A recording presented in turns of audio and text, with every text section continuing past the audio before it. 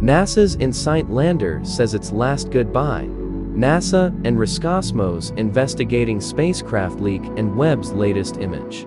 Starting with NASA's InSight lander. NASA's InSight lander is finally counting down its last moments. We've known that the spacecraft monitoring Marsquakes and other surface-level activity on the Red Planet was on the way out for a while now.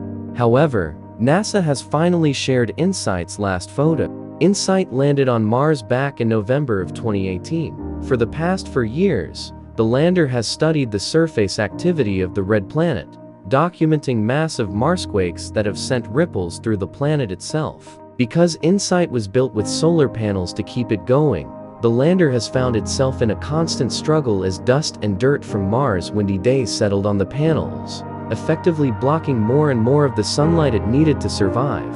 Now, it appears that NASA is finally ready to say go. NASA's InSight lander's last words were, "My power's really low, so this may be the last image I can send. Don't worry about me though.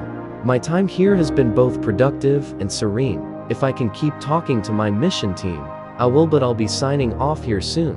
Thanks for staying with me." The lander looks off over the pieces around it, the dirt already starting to cover them as Mars' windy storms continue to cake it onto the machine. According to the tweet shared with the image, NASA isn't sure when InSight will shut. Now with the next news. NASA and Roscosmos still investigating cause of space station leak.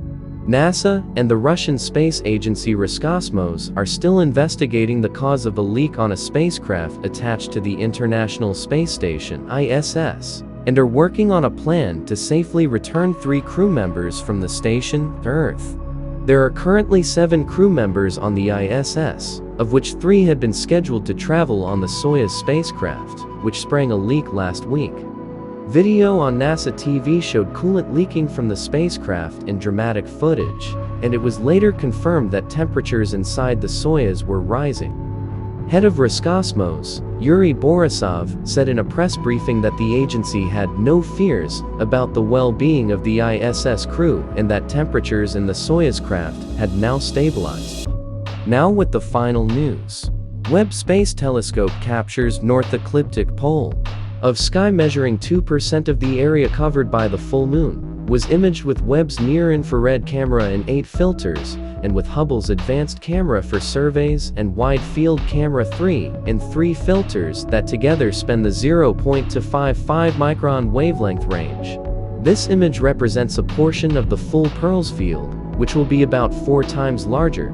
Thousands of galaxies over an enormous range in distance and time are seen in exquisite detail, many for the first time. Light from the most distant galaxies has traveled almost 13.5 billion years to reach us. Because this image is a combination of multiple exposures, some stars show additional diffraction spikes,